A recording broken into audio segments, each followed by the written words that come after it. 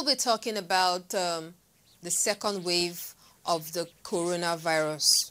Yes, it's still a pandemic. It's still ravaging in many countries around the world. And for Nigeria too, it's no exception.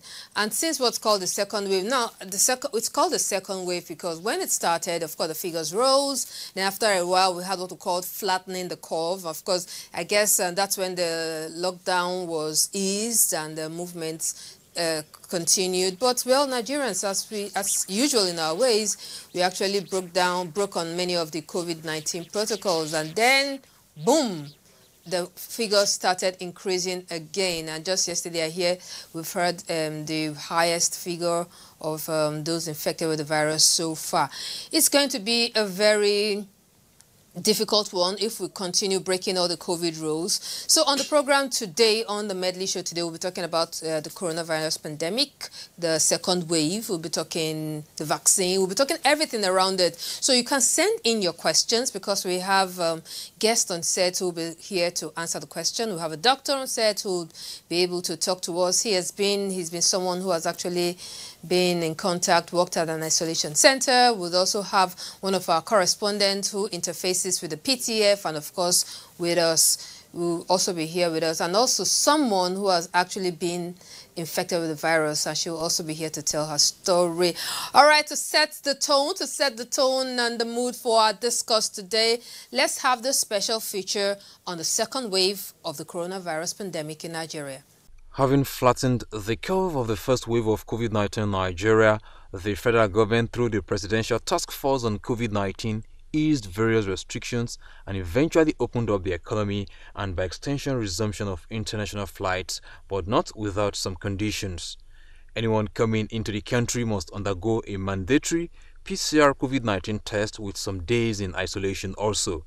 It is, however, unfortunate that some people do not adhere to these protocols. With the second wave of the virus fully in swing, coupled with glaring evidence like the death of prominent Nigerians and 20 medical doctors, some Nigerians are still not complying with the laid-down protocols to curtail the second wave of COVID-19. To enforce these protocols, the federal government recently sanctioned some defaulters with a 6-month travel ban on 100 passengers who failed to undergo the compulsory COVID-19 test after their return to the country. According to the PTF, they will not be allowed to leave the country earlier than June 30, 2021. This, some analysts believe, will serve as a lesson to others who will want to violate the guidelines on arrival in Nigeria. So many questions yearn for immediate answers. Are Nigerians still finding it difficult to believe COVID-19 is not real, or Nigerians are special beings who are resistant to the virus? Why do Nigerians comply with such directives or protocol outside the country and flagrantly violate it here in Nigeria? Have the authorities responsible for implementing the protocol not decisive enough?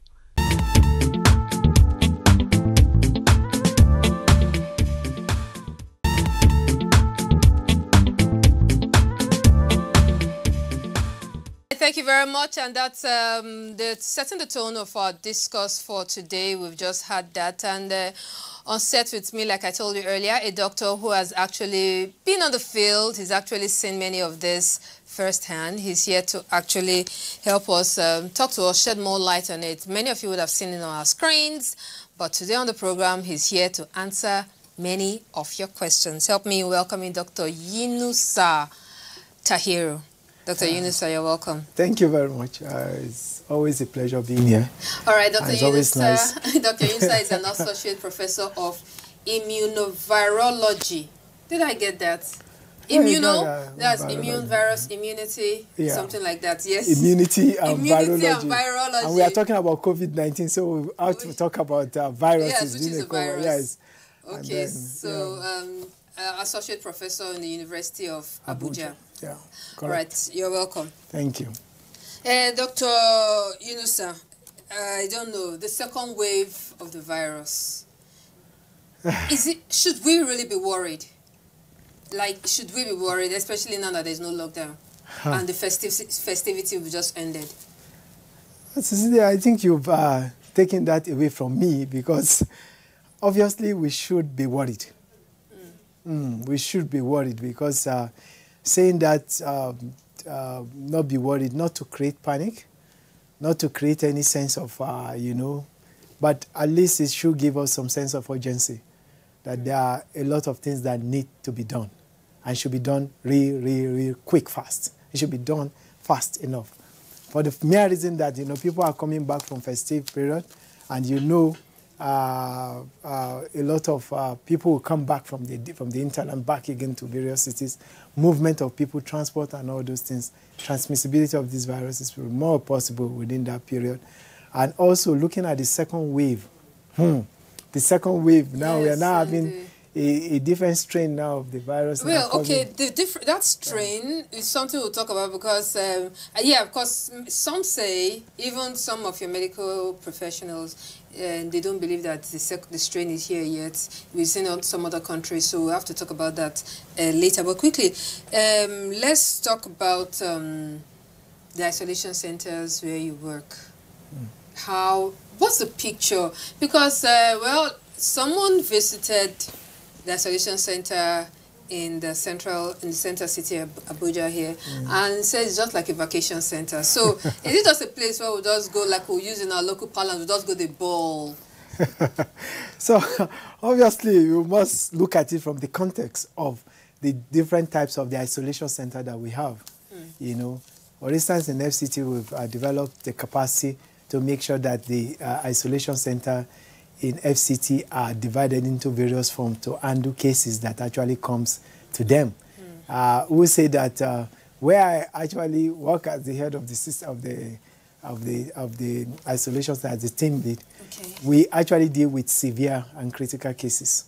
That's the one in Gwagwalada. In Gwagwalada. Okay. So in University of Abuja Gwagwalada Isolation Center is severe and critical. So you won't tell anybody that they are going there to play a ball. What do you call severe and severe and critical? I know that there is a shortness of breath, there is the loss of taste, or what do you call it? Okay. This is a center whereby patients that are brought to that center require oxygenation. They require supplementary oxygenation, meaning you need to get oxygen in there to get the lungs functioning back, and then you need to get in medication, re-medication in to get the patient back, most especially when you are also handling situation whereby you have a patient coming in and is also having comorbidities, hypertension, uncontrolled, diabetic, uncontrolled, asthma, nerve control, asthmatic patient. And then when you now have a patient that are coming in with CS and COVID positive, patient that have done previous CS, and then is now coming in and then it's COVID positive,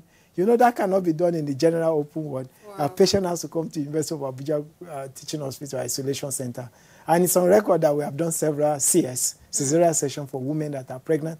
And we've done... women that are pregnant and with COVID? With COVID. Are you serious? Yes, and that has to be managed in a unique way. And that is what University of Abuja Teaching Hospital Isolation Center has been able to do over this few period, which needs to be celebrated, and which has been celebrated, obviously. But you also have some other isolation center whereby in FCT, for instance, for mild, and also for those that are maybe mild and asymptomatic, meaning somebody does not really have a place where he's going to isolate. Then it requires a place where he can be away from those other ones that are negative.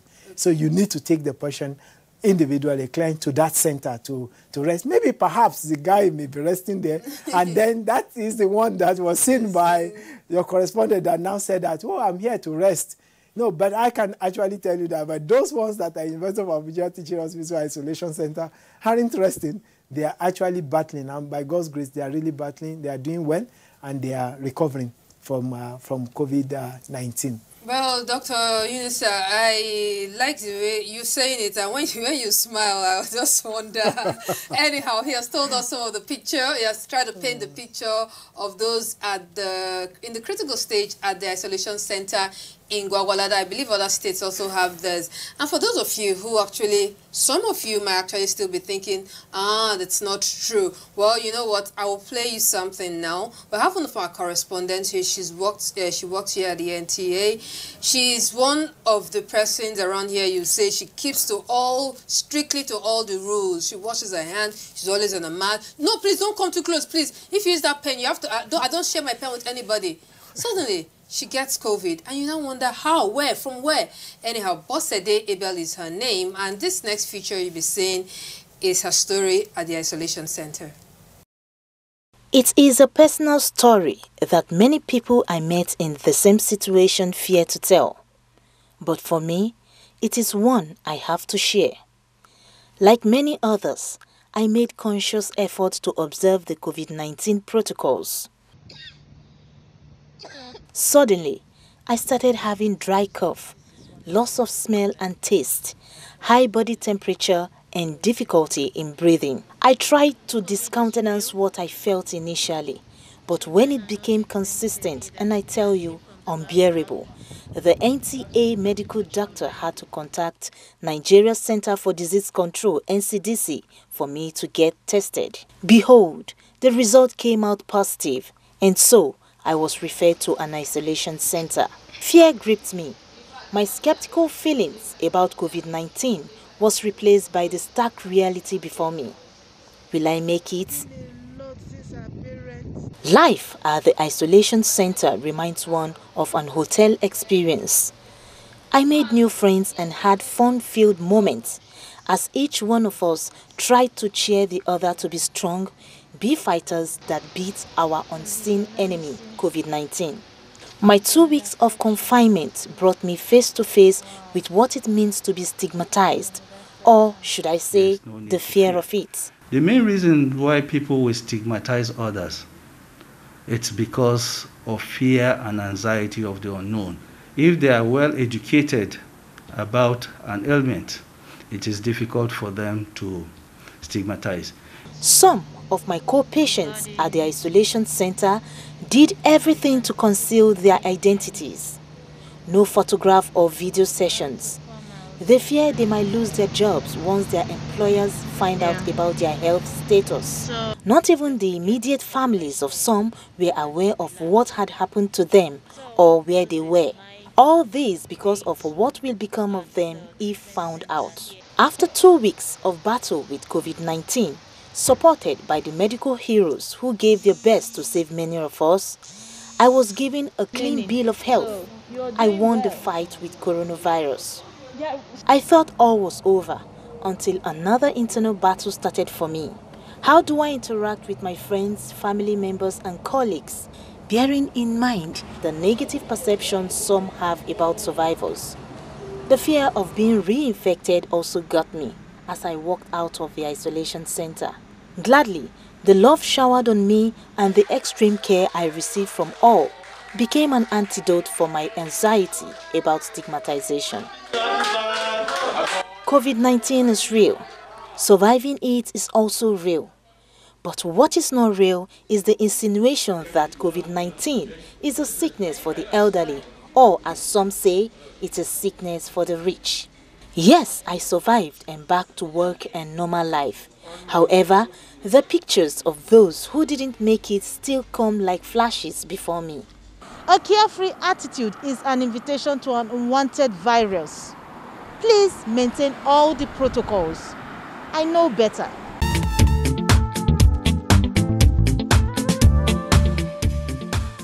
All right, now that is someone I actually know personally, and many of you would have seen her on your screen, maybe during the report on the network news or at other times. And she's told her story. This is meant for you to actually know that this is real. And then she's here with me in the studio. Bosede Abel. Sassy, hi. Bosede, I'm fine. Good to know you are good. I'm bouncing, as you can see. I can see you are carefully. Yeah. Okay. Bosede, very quickly, I don't know, there are many people, I don't know if you are one of those. Okay, well, you have been very careful from the much I've been noticing before you got the COVID. Now, for some people, they still believe that yeah, it's not true. It's just a ploy for government to make some money. It's just some people are just benefiting from all this. Tell us, I know you have actually been very careful and all. Have you been able to trace back how this could have happened? Well, thank you very much for this opportunity. And I would say, truthfully, I was one of those that never believed in COVID. even though I was careful because of the fear of contracting the disease, I was still like one of those that would say, it was all scam, but it was a terrible experience, maybe to knock off my, carelessness and to make me believe in reality. It all started like a joke for me, just like the normal cold. Of course, then it started with a little itching in the throat and sore throat. I thought it was one of those things, normal cold as usual. Okay. Then I went to the hospital, I complained, and I was given some medications. For malaria or for flu? For flu, okay. Yeah. I didn't know I was infected actually for like a month plus. I was battling with cold in and out of cold, and I was trying to manage it as usual. So unfortunately, I now started feeling very sick. When I say very sick, all the symptoms of malaria started manifesting. So I started feeling weak in my joints, and I was stretching times without number. And so I had to go to the hospital to complain to the doctor, okay, this is that's why self-medication is not it's not good. It's not the ideal thing to do when you're sick. Okay. So it was when it got out of hand, I went to the hospital after a month plus and said, look, I've been very sick. I think I have malaria because I'm A positive. Okay. Yeah. So we are going to talk about those ones. Does it have anything to do with blood group, genotype, AS, AA, O positive, and the others? It's a write-up that we are about publishing from our center that actually looked at the various blood groups and the genotype as associated with those that actually contracted COVID. But it has really, it's not statistically significant, and anybody can actually be affected. Not necessarily with that, All right, but let's come back to your story. Okay. And when you were told that, okay, this is serious, you live with your sister. Yes. And you had to go to the isolation center. Yes. What ran through your mind? It was one of the peak moments of my life, as in it was crazy. First off, it was the fear. That's why it is advisable from what I learned from the center that we have to kill the fear. Don't panic. But that was one of the situation I was into. When I went, I discovered I was experiencing all the symptoms. 95% of the symptoms, I went through it.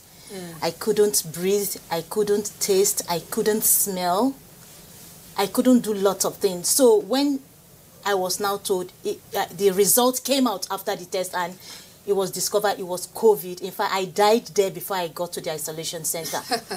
The fear of, God, will I make it? Just like you heard in my story. Okay, now, quickly, we don't have so much time. While you were within the center, you saw other people. Yes. And I see in your report, you said that many of them don't I made want to friends appear. as well, yes. Yeah, many of them would not want to appear on camera Yes. for the fear of what people will say, stigmatization and all this. So how did you get to battle this and get to live with your supposed, for the then, new life that you had? Okay, it wasn't easy. That was another stage I had to battle with. But what I experienced afterwards was overwhelming.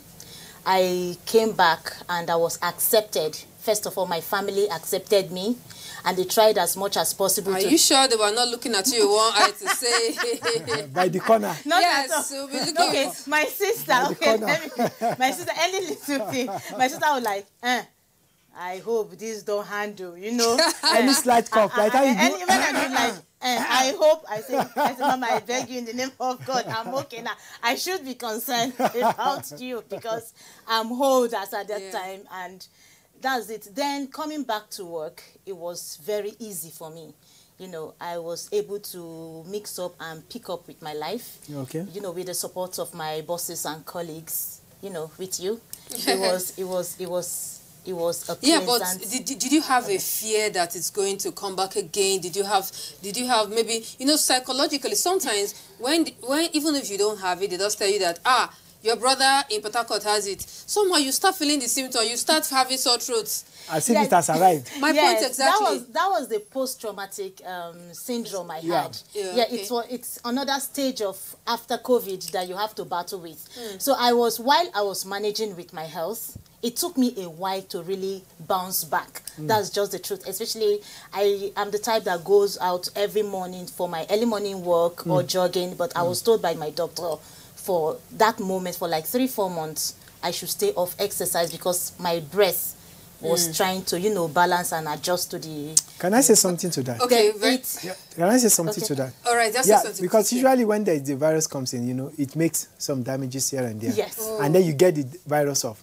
But when you are off the virus, the sequelae, that is the effect of what the virus has caused, need to also be taken out. And it takes you several weeks for it to go, i.e. lungs and the rest of taste buds coming back, everything coming back to normal. So psychologically, you need to get that one also off. So I think that's what happened. I also experienced, you know, the post-traumatic syndrome is another, because sometimes you feel you're still having the symptoms. You still feel sick, even and you still when feel the virus is there. You still feel the virus is there. It's another stage that really needs attention and needs to be taken care of. And managed very well. There's so much for us to talk about this, but very little time to do this. Yes, actually, I'll tell you, when this happened, when I heard about this, the buses issue, somehow, I know it's been 2 weeks since I've seen buses. But I started having one kind of strange headache. Later, it was not seeming as if I was getting cold somehow. Okay, no, it's not meant for us to laugh. I must say thank you very much. I'll let you get back to work. Okay. But you know what? Basi has just told us a story. This is someone I know, and many of you would also know her. If you are still not satisfied with the story, you will listen to someone else. And this person you're going to listen to is one of the very popular celebrities in Nigeria. I'm talking about Alibaba. Many of us know Alibaba. Alibaba, yes, has been, everybody knows him, really popular. Our very own pioneer stand-up comedian in Nigeria. He actually contracted the COVID-19 virus. And in this post he posted online, which has actually gone viral, he tells us his story and he says, please believe it.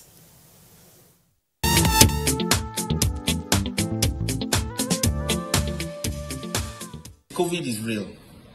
COVID is real. And my sympathy goes to all who have lost loved ones within the period that this COVID had come to Nigeria. Now, please be aware, the next wave of COVID that is around now is deadlier than this strain of COVID is deadlier than the one that had come before, because it's mutated. The people that are going about carrying on like they don't have COVID or have not gone to be tested have COVID.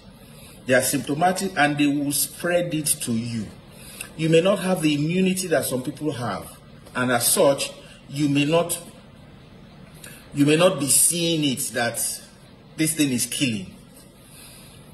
Let me tell you, people are dying. Pastors, doctors, professors, billionaires, poor men, less privileged. People are dying every day. Those numbers you see are not fake. The people who have been self-medicating. And to make it worse, I spent all my Christmas and New Year in isolation. What I just want to let you know is COVID is real. COVID is real. I was in room 4. And I can tell you that from room 1 to 5, the number of people that were taken out because they died. I have spoken with egbons who have survived. I've spoken with people who attended parties and 2 days later died. This COVID is real. Don't let anybody... If Gio is wearing mask, the Gio is wearing mask, he's telling people to be careful. Are you more prayerful than the Geo? Anybody that tells you that COVID is a scam, don't trust the person. Take it from me. Anyone that tells you that COVID is a scam, don't listen to the person again. COVID is killing and people are dying. You need to be careful and watch yourself, protect yourself, clean your hands, protect yourself, wear your mask and be safe.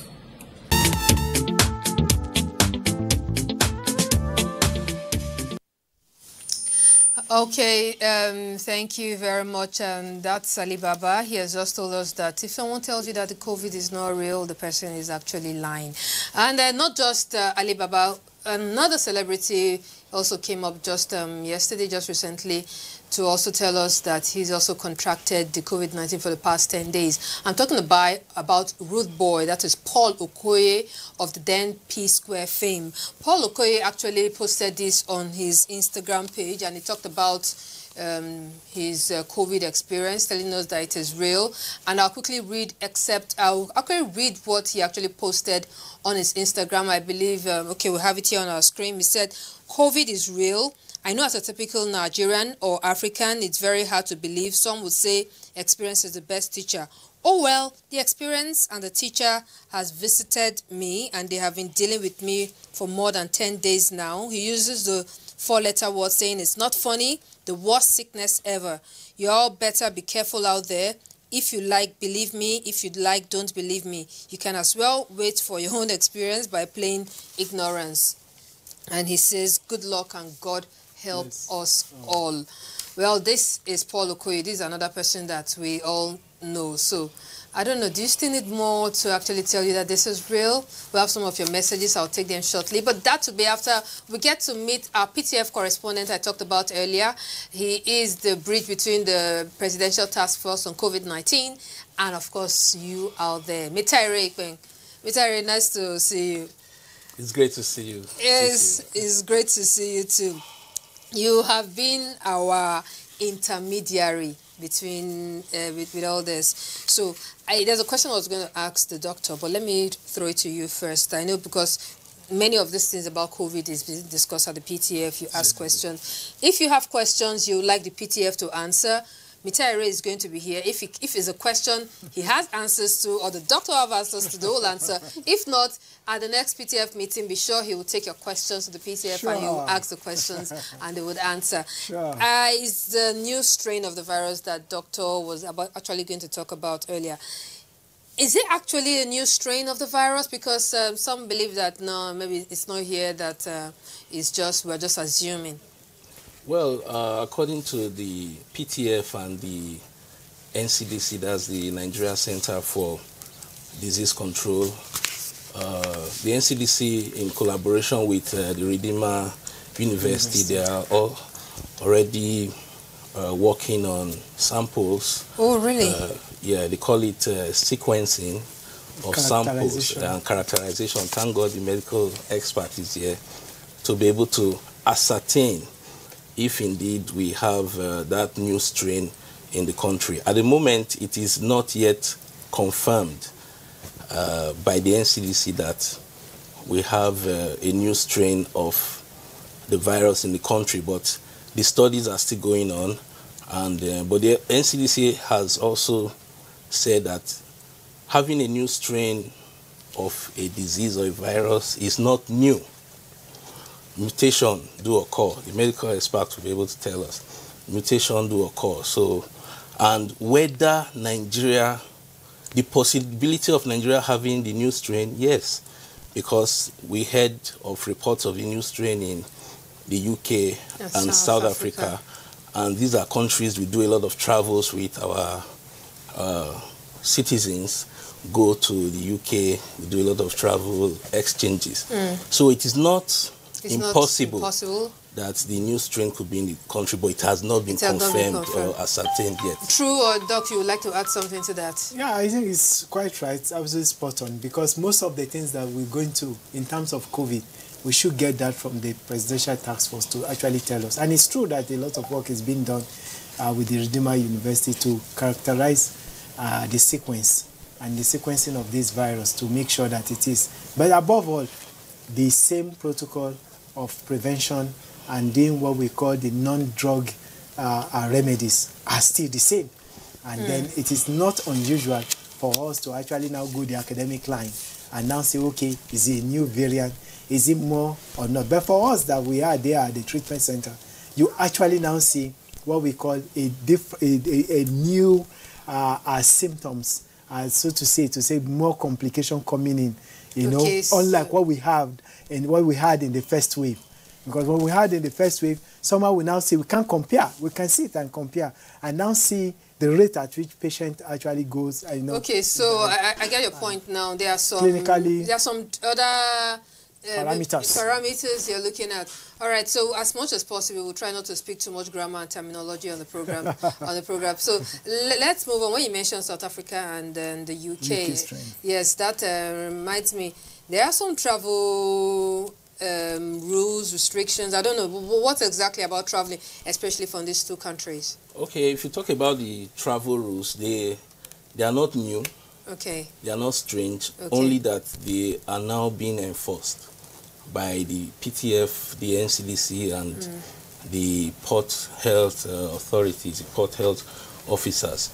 Now, the PTF has made it clear that if you are coming from the UK or from South Africa, you must go through the Nigeria travel portal.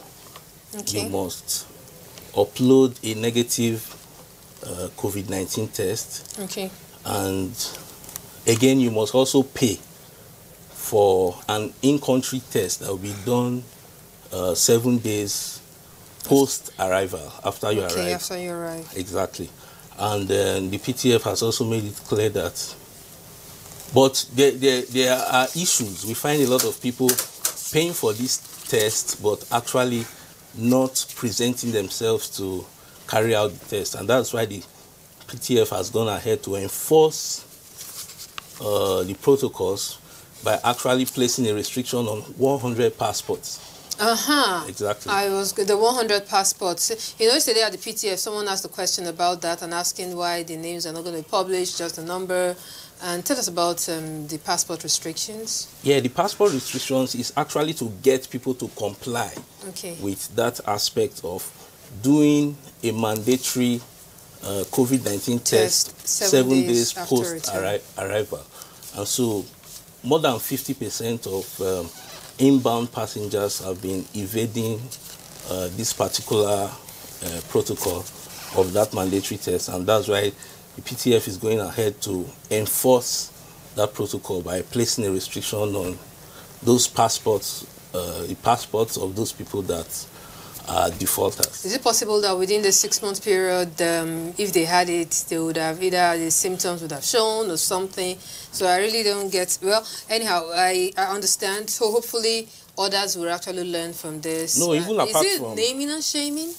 Well, yesterday they said it was not actually naming and shaming, because if they are publishing the names, then it will be naming and shaming. Okay. But it's actually kind of serving as a deterrent, and also to compel them to come forward to present themselves. Because if they have not done the test and it's possible that they are asymptomatic and they have the symptoms, or they mix into the population, you know, it will not be good for public health. They will be super spreaders. Exactly. They will be super spreaders. All right, you know, you can actually be part of this conversation by sending us a message on our line 0811 778 2020. I'll take it again, 0811 778 2020. Send us a message, send us a WhatsApp, and ask your question, contribute to this discussion, and then we'll be glad to have you. All right, there are some terminologies. You know, when Doctor was talking, he talked about quite some terminology. He was trying to mention some terminologies, and I was like, calm down. All right, so let's take about 4 of them. Some of these terminologies we have already been used to. The self-quarantine, for instance. Yeah, when we talk about self-quarantine, these are we're talking about those people who are at risk of COVID-19 due to their possible exposure and are expected to stay indoors for at least 14 days in order to determine whether or not they will become ill and contagious. They receive no visitors, stay feet away from their household, and do not share basic items. I'll bring us more of this, but let me quickly take some of our messages here. This person, you didn't write your name. Please write your name and where you are writing from. Please, the way government is handling this COVID thing is contrary to the way you are handling it. Please ask Bosse to tell us the name of the isolation center she stayed in. All right, Bosse stayed at the isolation center at the central area here in Abuja. All right, someone else is asking, how is pneumonia different from COVID? Okay.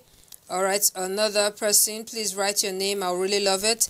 I'm Rejoice. You're looking good today. Please, how can one really take primary measures? Because, you know, we can't avoid markets, schools, businesses, traveling, apart. Okay, what's CD right here? All right, okay. Apart from, sorry, please try not to call. Apart from face mask, how can they have other measures of preventive measures? All right, let's take any of this question and then we'll go on to something else. Let me take at least the last one. Okay. Let me first with the last. Let's start with the last one. That is, what other things can we do apart from putting on our face mask? You know. Now you see the way we are sitting down, kind of like distance, kind of like 6 feet, kind of between us. And then that is one way that we can do that. Other ways we can do that is for us to actually avoid gatherings where people gather together in masses. For instance, now we talked about people going to do their SIM card. Yeah. SIM card registration. My oh my. I got in there, I just saw the crowd. I just saw this is going to be a super spreader situations, you know. Now, other places is when you get, and even in school, you can actually get those distances between, which is being done. If you go to the airport now, they put a seat in between or 2 seats in between, and then you can sit down. So there are other measures. Wash your hand mostly. Use your hand sanitizer to clean your hand the most efficiently, and then you perform most of those things. I always say some of those things are actually common things to be done, and they should be done efficiently, alongside with also using the face mask. You know. And if I may add something there, you know, you don't just, we have 24 hours in a day. You don't go very careful and take all the precautions for 18 hours, for example, and you are careless for 6 hours. Exactly. Anything can happen within that 6 hours. So these non-pharmaceutical interventions are for our own benefit, our own safety, and also for public health. Yes. So when we adhere to these non-pharmaceutical interventions or measures, we are not just doing them for ourselves. When we do them for ourselves, that's taking personal responsibility. But you also do it for public health, because the wealth of a nation is dependent on its health. The same way the health of a nation will guarantee its wealth. Okay, Terry and Dr. Yunusa, we'll take a break, and when we get back, we'll take more of your questions and then learn some terminologies and a vox pop.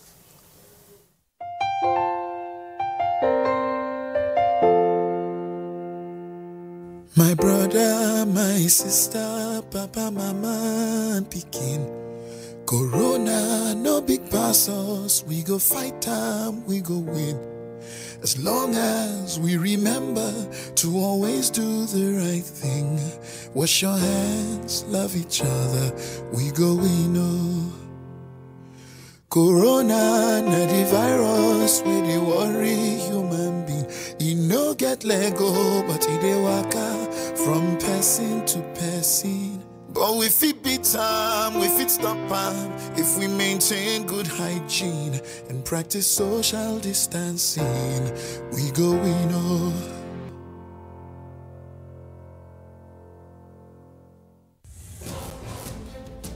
From dusk to dawn, 24 hours a day, NTA International is with you. In your living room, office, and everywhere, anywhere. We provide the company you desire in terms of balanced and up-to-date news, programs, and the best of entertainment.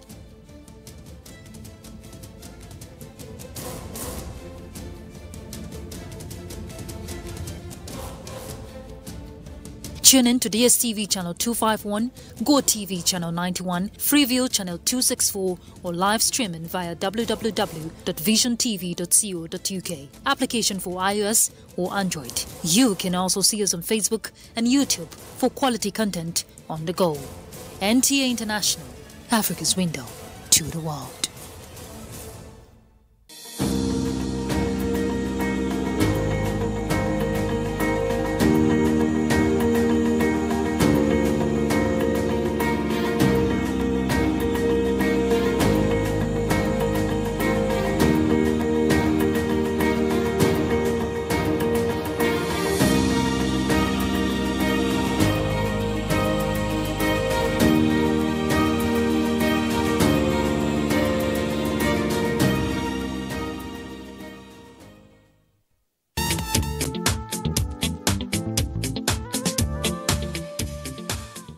I know many of you would actually almost crucify me heads upside down if I don't ask a question that many people have been talking about, and that is the famous COVID-19 vaccine. Yes, COVID-19 vaccine has been a talk which has been on the lips of many people. Some are skeptical, some well, there have been many mixed reactions about it, and I actually understand that millions of this vaccine, maybe, what are they, 100,000? 100,000? I don't know, plenty. So many of these vaccines will be coming in, and well, we still have Dr. here, Amita Ere, and I want to put this to you, because I know it was talked about yesterday.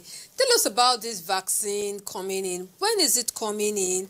How did the PTF talk about how safe it is, and are they going to test it on us first, or these guys will test it first? From what was disclosed at the PTF briefing, the vaccines are coming pretty soon, by the end of January. Nigeria is expecting about 100,000 doses, according to Dr. Faisal Schreiber. Okay. That's the Executive Director of the National Primary Healthcare Development Agency. Okay. And the vaccines, as they are coming, they are going to be administered first. For some people, some classes of the citizens will be given priority, and those are the frontline workers. That's the healthcare professionals, okay, and also government officials will be given priority. That is, I think that aspect is because of advocacy. Advocacy, yes. For them to... We're going to do that in the public glare. I mean, I hope so. Most so likely, can, yeah, yes. the PTF will tell us more about that. Then another category is the vulnerable persons, especially the senior citizens and those with underlying conditions and comorbidities. Those are people that will be given priority when the first batch of vaccines, the first batch. Will arrive the country. There are some people, I don't know if you've heard about it, that they're a little skeptical about the virus. Maybe there's a chip inside you guys want to put inside us. The vaccine. Oh, yeah, inside the vaccine. There's a chip inside, maybe. Or it's the 5G. Or it's possible that it's going to cause some other thing. So how are we sure that this vaccine is going to be safe when it arrives? I think I need to say this point and clear, that the vaccines are going to be safe. The vaccines are safe. The vaccines are being brought in by an authority, the institution that are well known to handle vaccine. The National Primary Healthcare Development Agency, headed by our respected and respectable Dr. Faisal. You know, they've been handling several vaccines, and this vaccine, they've done a lot of work. They've done a lot of storage, a lot of systems to make some tests running, to make sure that once this comes, it's going to be safe, meaning there is not going to be change in the vaccine before it's administered to individual, and it will be administered safely, and then you get to them. And let me just say this, it's going to be safe. No conspiracy there in there. But we just have to say this, that this is what vaccine does.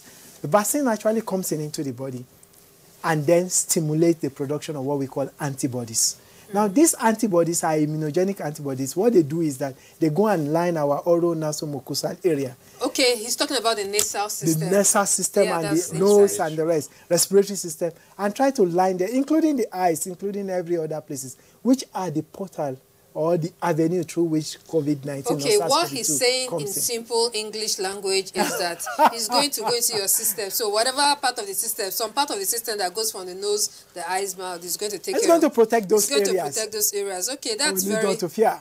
All right, Daniel Ukwama from Abia State, he says, can someone who has corona take the vaccine? Yeah, so he wants to know if it's just for those for preventive measures. All right, this person, you didn't write your name. You say, I admire Boss's courage. Okay, someone else, this one is Olamide from Delta State. Say, Boss, congratulations, I'm happy for you. Dr. Yunus, those your smiles are scary. Please put more light on the news train. What's it like? Okay, we need more facts to know that it's exists. We need more facts to know it exists in Nigeria. Posede has just been here. Alibaba has spoken. Paul Okoye, and Doctor has been working in the isolation center. He knows about it. You're still asking. If I may say something about that, you certainly don't want to experience it before you believe it. If you ask those, Alibaba was in the isolation and treatment centers, if you ask him and many others who have been there, they will tell you that a night is like 60 hours. Why? Because of the kind of activities you will see with your own eyes. People gasping for breath, people calling for oxygen, people saying they need air. You know, you certainly don't want to experience it before you believe it. Absolutely. You certainly don't want to be part of the statistics. Yes. You know, before you believe it. Because the statistics are not just numbers. They are people. There are people who, you know, have experienced these things firsthand. And some people want to see what is happening in other climes before they believe it. I will say, I pray that God will never allow that to happen, for us to get to that stage before they believe. Because, you know, God has been kind to us. We have helped ourselves as a nation, especially in the first wave. The lockdown has gone a long way to help us, and we have been able to manage it to a point where we flatten the curve. But fatigue has set in. People are getting tired. All right, let me take more messages. This person said, it is the highest stage of typhoid that can be cured easily with conventional drugs. I don't know if you've heard that. It says the highest stage of, like, with conventional drugs, so people should not be afraid. Well, that is part of the things we're going to be facing as we continue. All right, taking more of your messages. Please send us your messages, not calls. I see many of your calls. I'm sorry, I can't take your calls. Now, this person said, not like COVID-19. Oh, all right, it's not like COVID-19 is in Nigeria. Only hunger is our COVID-19. We still have people like this. Why is FCDC emphasizing more on COVID-19 and not on the inflation that is killing the masses in Nigeria? So many questions. Please, let's just narrow our questions to the issues we are discussing, and that can actually help us. I was actually going to ask about that COVID malaria thing. I've had it before. I mean, we even believe that in our climes with the hot sun. If I take bitter cola, you know, all those things. I take a lot of lemon. Lemon is so expensive right now in the market. And I used to be the earlier customers. Now I don't go to my customer and ask him, customer, you used to sell this well for me before now. He just said, the thing does scarce. So I don't know. Tell us about some of the misconceptions we have. So one of the misconceptions that we must talk about is that COVID is not malaria. COVID is caused by SARS-CoV-2. It's a virus infection, a viral infection, whereby you have malaria is caused by Plasmodium, which is a parasitic infection. And that actually set the tone for the differences in classification and categorization of these diseases in terms of the... And when you look at it, the treatment, most of the patients that come to the treatment center will always tell you that they've been treating malaria several times, but they never get better. They never get well. And they have to now go and take a test, and then they are positive, then they are now coming in. And once they come in, and then you start the anti-COVID regimen, you see that they basically do better, and then go back home. So typhoid fever is a fever, is something like fever that is caused by Salmonella typhi, but it causes one thing called fever. But fever is a reaction by the body, what we call, if anything comes into the body that is unwanted, the body will react towards it, and then we say that. And let me just say this, that in the treatment center, I think people should actually not to, as you said, not to experience it before they believe it. But I work in the treatment center. I am in the treatment center. We work, we see the patient, we see. It is not something that they should experience. All right, doctor, we don't have so much time. Terry, you want to add something quickly? Or I would like Dr. to, you have some of your mask here. Yes. Tell us how people have different ways they wear this mask. I've seen, I know there was a time you said don't put it under your chin. Yeah. I don't know, I guess they said maybe in case if there something. Anyway, just explain to us very quickly. Yeah, some of these masks that we brought in here are called the N95 masks, and the N95 mask strictly written on it, N95. We also have N97, and also we have different forms. Now, we also have some other masks that are made, which are made from cloth materials, and those ones are also there. And then we also have what we call the surgical masks. Now, all these various masks performs one unique function, and that is they help to actually reduce transmission. All right, let's just go straight to talking about the mask. I know this is one of the surgical masks. This one, we have the blue. This is the one that people are familiar with, is the blue one. Okay, yeah, this is... Metari has the blue one, or the green one, or even the white one. I think I've seen a yellow too. This is it. So I think, I don't know, this is simple way we wear our mask, right? All right. I can't do it like this, can I? No, that is a chin mask. Chin mask? Yes, for the chin, which is not. Then, if I want to eat, I can hang it like this. If you want to eat, now what is there? The handling of the mask is very, very important. Okay. Because if you want to eat, you can actually always touch the string. Yeah, just the string. Not Any touching the, the face part of it or the inner part of it or the rest. It's not allowed. Okay. And if you want to do that, you should perform an hand hygiene. Perform an hand hygiene. Just take your sanitizer, and just pull it up. Okay. And then it's by the side. Then you do what you want to do, and then you put it back, right? And that is good. And you sit down, and the same thing with this, and you can see the strain. And when you want to give somebody, you say, please help me take something, help me take my face mask. You see, often than not, somebody just grab it like this and just say, have it. That is strong. You just take it by the string, and then you hand it over, and he takes it because this is the stage of operation where you can actually touch. And that is after you have disinfected, and then you put it up. Now, if you look at the mask, there's usually always a part. If you check your mask, check. There's a part that looks kind of like hardened part that has something like a metal on it. Right. That actually gives us an opportunity by which we can fasten it onto our nose. Okay. And that means that it makes it go, it goes round, and then it's over. Then you click using the two-pronged finger, right? And then you click on it. It makes it stay. It makes it stay, and then you can actually perform and then do a lot of functions. You want to take it out, you can see. Simply said. And you can hang it, or you take it out, and it's done. Okay, nice. So that works for many of even the cloth mask. The cloth mask, because there is always an handle that is going to hang on this. Now, there are some masks that actually have a string that you can just tie, and the rest use the string, not the front or the back of it. Okay, Oladipo Emmanuel says, how can a person feel that he has COVID apart from coughing and sneezing? I think there are more symptoms Doctor have talked about. Good afternoon. Well, I can just say something that in my whole life, we've not seen a virus. Even Anthony Fauci said that. We've never seen a virus that have a wide range of clinical signs and symptoms. Okay, we are going to round off this program in a minute from now. Please, I want to know if you go through tests with those... please, I want to know if you go through tests, those... I don't get your message. I'm sorry. Send a message again. All right. My name is Mercy Johnson from Kaduna. Good afternoon. You are looking good. Okay. Thank you very much. All right. We need... Okay. So many messages here. I'm just so... Of course, I would like to have last words from you all. Hi. Good afternoon. My name is Christopher. What is the way to avoid the disease? Actually, a virus, and they've tried to educate us on ways. Mitari and Doctor, I would like to have your last words. It could be on immune boosters, which many people are still talking about, and any other area thing you'd like to add. If I might just say something, I want Nigerians to understand that what we're experiencing now is called a new normal. It's not something that will last for a lifetime. No pandemic actually lasts for a lifetime. There was this Spanish flu that was prevalent in 1918. And today it is COVID-19.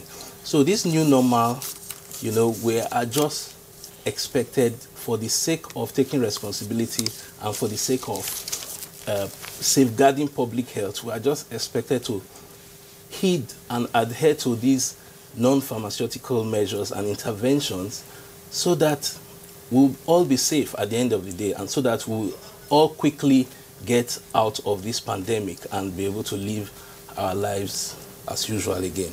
Yeah. All right, Doc, your last word for me. What I would just say is that COVID is real, and we need to take it seriously. We need to take care of our health, and it's not always there that I said I'm taking care of myself. The family unit is very, very important. Parents, take care of yourself, and also educate the kids so that they can also take care of themselves. Because when the kids go around and take that, they may not present with clinical signs and symptoms, but they will definitely bring it home and be a super spreader to the elderly or to the parents and the rest, who will now visit hospitals, and then they will now be confirmed positive and start taking some drugs and the rest. Most especially diabetics, hypertension, all those comorbidities are more common with the elderly and those of their parents. So I think it's going to be a joint family unit responsibility so that we can all take responsibility, and then the whole nation will be responsible for as it is. Okay, so that Dr. we get to Yunusa, the end of this period, so that we can also rest and take some holidays and rest. All right, you know what? We can get to send messages, and Dr. Yunusa would answer your questions later. Very importantly, I see many of you sending messages for Mitari to take to the PTF. Someone is just asking a question, how the vaccine can get to the grassroots. There are many of those questions. I appreciate your questions. I'll forward them to them, to the doctor and Mitari. They will answer your questions. And then maybe we should take another episode of the program to talk about this. My name is Cecil Egbeli. I try to stay safe as possible. I would like you to stay safe because I want us to do this together again next week. Bye-bye.